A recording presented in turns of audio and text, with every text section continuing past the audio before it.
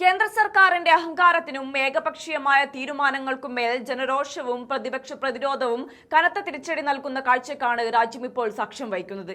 E20 petrol ഉപയോഗത്തെ ചൊല്ലി വൻ പ്രതിഷേധങ്ങൾ ഉയർന്നുവരികയും CJP പ്രക്ഷോഭങ്ങളും E20 ജനതാ പാർട്ടി ഉൾപ്പെടെയുള്ള ജനകീയ പ്രസ്ഥാനങ്ങളുടെ എതിർപ്പുകളും ശക്തമാവുകയും ചെയ്ത സാഹചര്യത്തിൽ ഒടുവിൽ ഭരണകൂടത്തിന് ജനങ്ങൾക്ക് മുന്നിൽ സത്യം തുറന്നു പറയേണ്ടി വന്നിരിക്കുന്നു. രാജ്യത്തെ ദശലക്ഷക്കണക്കിന് സാധാരണക്കാരായ വാഹന ഉടമകളെ ആശങ്കയിലാക്കിയ E20 ഇന്ധന വിഷയത്തിൽ BS3 വാഹന ഭാഗങ്ങൾക്ക് കേടുപാടുകൾ സംഭവിക്കാമെന്ന് കേന്ദ്ര ഗതാഗത മന്ത്രി നിതിൻ ഗഡ്കരിക്ക് രാജ്യസഭയിൽ ഔദ്യോഗികമായി സമ്മതിക്കേണ്ടി വന്നത് സർക്കാരിനേറ്റ കനത്ത രാഷ്ട്രീയ പ്രഹരമാണ്.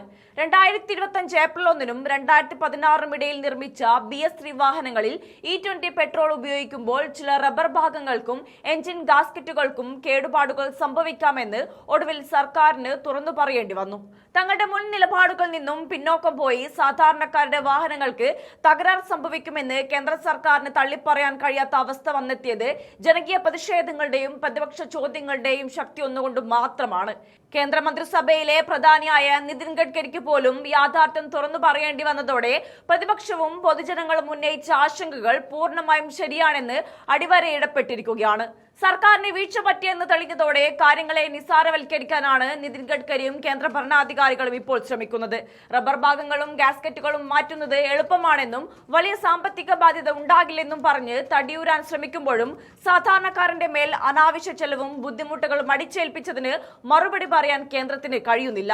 E20 ഇന്ധനം സുരക്ഷിതമാണെന്നും എഞ്ചിന് ഒരു പ്രശ്നവും ഉണ്ടാകില്ലെന്നും പറഞ്ഞ് ജനങ്ങളെ തെറ്റിദ്ധരിപ്പിക്കാൻ മുൻപ് സുരേഷ് ഗോപി ഉൾപ്പെടെയുള്ള നേതാക്കൾ നടത്തിയ പ്രസ്താവനകളുടെ നിഷ്ഫലത കൂടിയാണ് പാർലമെന്റിലെ ഗഡ്കരിയുടെ തുറന്നു പറച്ചിലൂടെ വെളിവാക്കപ്പെട്ടിരിക്കുന്നത്. ഡൽഹിയിലെ തെരുവുകളിൽ പോലീസിനെയും അടിച്ചമർത്തൽ നയങ്ങളെയും ഉപയോഗിച്ച് പ്രതിരോധങ്ങളെ നേരിടാൻ ശ്രമിച്ച ആഭ്യന്തരമന്ത്രി അമിത്ഷായ്ക്കും കേന്ദ്ര ഭരണകൂടത്തിനും പാർലമെന്റിനകത്ത് പ്രതിപക്ഷം തീർത്ത ശക്തമായ പ്രതിരോധത്തിന് മുന്നിൽ മറുപടിയില്ലാത്ത അവസ്ഥയാണുള്ളത്. ജനവിരുദ്ധ തീരുമാനങ്ങൾ അടിച്ചേൽപ്പിച്ച് ജനങ്ങളെ ദുരിതത്തിലാക്കുന്ന ഭരണകൂടത്തിനെതിരെ ജനങ്ങൾ തെരുവിലിറങ്ങുമ്പോൾ പ്രതിപക്ഷം പാർലമെന്റിൽ സർക്കാരിനെ വിചാരണ ചെയ്യുകയാണ്. E20 ഇന്ധന വിഷയത്തിൽ ഗഡ്കരിക്ക് മുട്ടുകുത്തേണ്ടി വന്നതും സത്യം സമ്മതിക്കേണ്ടി വന്നതും അഹങ്കാരത്തോടെ ഭരണം നടത്തുന്ന മോദി സർക്കാരിന്റെ തകർച്ചയുടെയും പരാജയത്തിന്റെയും വ്യക്തമായ തെളിവാണ്. ജനശക്തിക്ക് മുന്നിൽ ഏതൊരു ഭരണകൂടവും ഒടുവിൽ വഴങ്ങേണ്ടി വരുമെന്ന രാഷ്ട്രീയ ഓർമ്മപ്പെടുത്തലാണ് ഈ സംഭവം നൽകുന്നത്.